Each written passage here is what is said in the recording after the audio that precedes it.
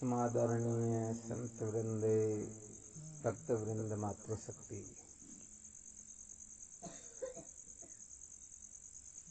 हमारे संत शास्त्रों का कथन है, बड़े भाग पावही सतसंगा, किनु प्रयास होई भव भंगा। ये सत्संग जो है ना, ये अनंत जन्मों के पुण्यों से प्राप्त होती है, और जिनको प्राप्त होती है उनको बिना कुछ मेहनत मजदूरी किए ही भव सागर से पार कर देती है। अर्थात इस संसार में दुखों से छूटने के लिए और सुखी होने के लिए अनेक उपाय शास्त्रों में प्रसिद्ध है। और अनादि जन्मों से कल्प कल्पांतरों से हम दुखों से छूटने के लिए और सुखी होने के लिए अनेक प्रकार के तीर्थ व्रत, जप तप, पूजा पाठ, अन्य अनंत साधन करते हुए आ रहे हैं। परंतु विचार करके देखा जाए तो अभी तक हम सचमुच में कृतार्थ हुए ही नहीं, अभी तक हम सफल नहीं हुए हैं। जिस सुख को प्राप्त करने के लिए हमारी यात्रा प्रारंभ हुई थी, वह यात्रा तब ही संपन्न हो सकती है जब हम उस वस्तु को प्राप्त कर ले। तो अनादिकाल की क्रियाएं, चेष्टाएं जो है अपने को वर्तमान समय तक हम कर रहे हैं, तो ये संकेत करती है कि अभी तक हम कृतार्थ नहीं हुए, अभी तक अपने को असली फायदा नहीं हुआ है, अभी तक हम सचमुच में जीवन को सार्थक नहीं बना पाए। इसका मतलब यही हुआ है, जिस वस्तु को पाना हम चाहते हैं उस वस्तु का या तो हमने स्वरूप नहीं समझा, अथवा उस वस्तु को प्राप्त करने का साधन क्या है उसके बारे में विचार नहीं किया, अथवा समझो हमने उसको प्राप्त कर भी लिया हो परंतु उसके बारे में कुछ पहचान है नहीं, इसलिए हम क्यों के त्यों दिन के दिन ही रह गए। तो बस इन समस्त दुखों से एक साथ छूटने के लिए केवल और केवल मात्र संतों का संग ही एकमात्र विकल्प होता है। सत्संग से ही ये जीव निर्भय हो सकता है। अनंत जन्मों की दीनता हीनता जो है वो सदा सदा के लिए नष्ट हो सकती है।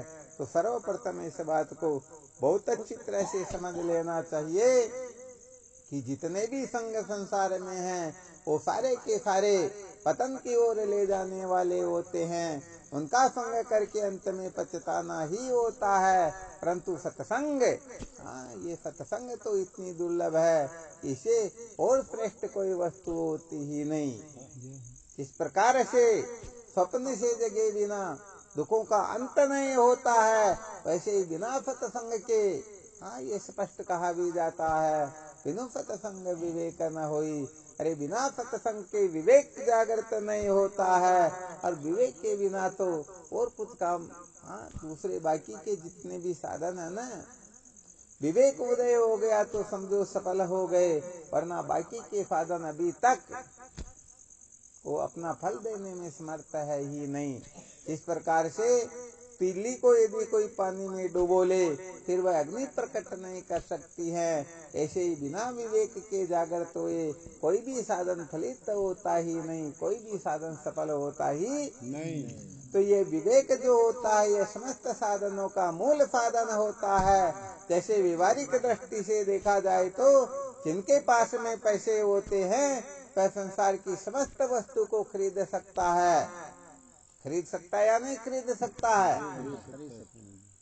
और जिनके पास में पैसे नहीं है वो आकाश पाताल की बातें तो कर सकते हैं, परंतु एक नमक की थैली भी खरीदने में समर्थ नहीं होते हैं। तो जैसे व्यवहारिक सत्ता में धन के बिना काम नहीं चलता है, ऐसे ही परमार्थ तत्व के साक्षात्कार के लिए, सत्य के साक्षात्कार के लिए, इस मानव जीवन की सफलता के लिए एक विवेक ही ऐसा साधन होता है जो समस्त साधनों का मूल साधन होता है। अर्थात ऐसा समझना चाहिए, जो सचमुच में विवेकी होता है समझ लेना उनके पास में एक भी ऐसा साधन नहीं है जो उपलब्ध नहीं हो। और जिनके पास में विवेक नहीं है वह भले ही कहता फिरे मेरे पास 1000 लाख करोड़ साधन है, फिर भी समझ लेना चाहिए वो बेचारा जीता ही है, उसके पास में कुछ है ही नहीं। हाँ, वो एक छोटा सा दृष्टांत आता ना, किसी लड़की ने ऐसा निश्चय कर लिया मैं शादी करूं तो 32 लक्षणों वाले के साथ में, वरना शादी ही नहीं करूं।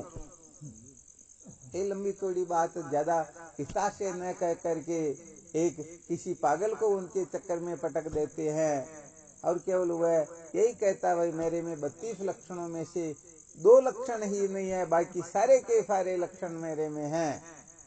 जब बड़े बड़े विद्वान आकर के थक गए तो उस लड़की ने सोचा अरे भाई 15 लक्षण या 20 लक्षण से कोई ऊपर ही नहीं बढ़ा, और ऐसे ही रहेंगे तो रीते रह जाएंगे। तो सोचा कोई फर्क नहीं पड़ता, 2 लक्षण नहीं है तो हम बता देंगे, 30 लक्षण तो है ना, बिल्कुल है, कोई दिक्कत नहीं, तो बताओ 2 कौन से नहीं है। कहा ऐसे थोड़े बताते, पहले शादी करो उसके बाद में बता देंगे। और जब सारा कार्यक्रम हो गया फिर पूछा अब तो बता दो, तो उन्होंने कहा भाई 2 लक्षण मेरे में जो कमी वो बता देता हूँ। पहला तो यही है कि मुझे आपे उपजता नहीं है, और दूसरा मैं किसी की मानता नहीं हूँ। अब विचार करके देखो उसमें 30 लक्षण है क्या?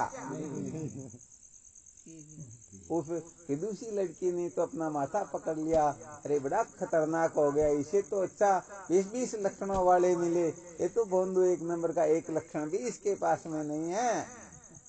तो भाई ऐसे ही सचमुच में ये बिल्कुल सत्य समझ लेना, यदि विवेक उदय हो गया तो सचमुच में हम बहुत बड़े भाग्यशाली हैं, और विवेक उदय नहीं हुआ तो भले ही आप 24 घंटे जप करो, तप करो, तीर्थ करो, व्रत करो, पूजा पाठ करो, 24 घंटे राम राम करते हो, फिर भी विवेक उदय नहीं हुआ तो सचमुच में पूर्ण रूप से फायदा होने वाला है नहीं।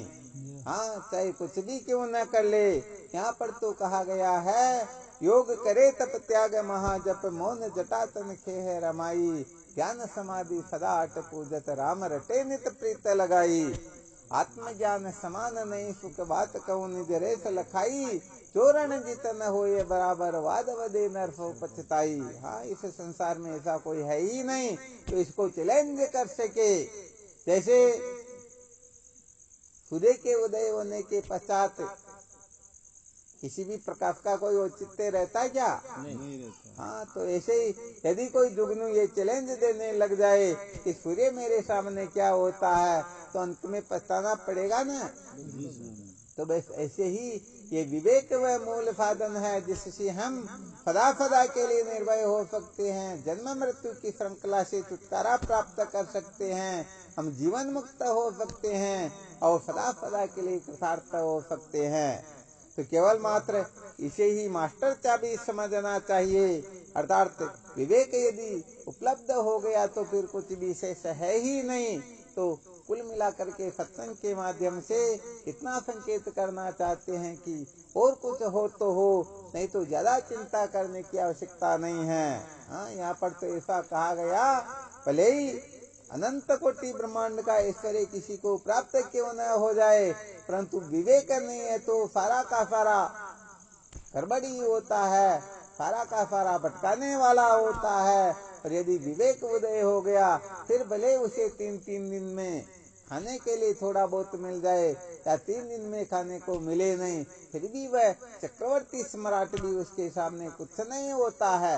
कहते हैं ना, 3 टूक को पीन की बाजी बिना लूण, तुलसी हृदय रघुवीर बसे, इंद्र बापड़ो कौन, इंद्र की क्या औकात उनके सामने।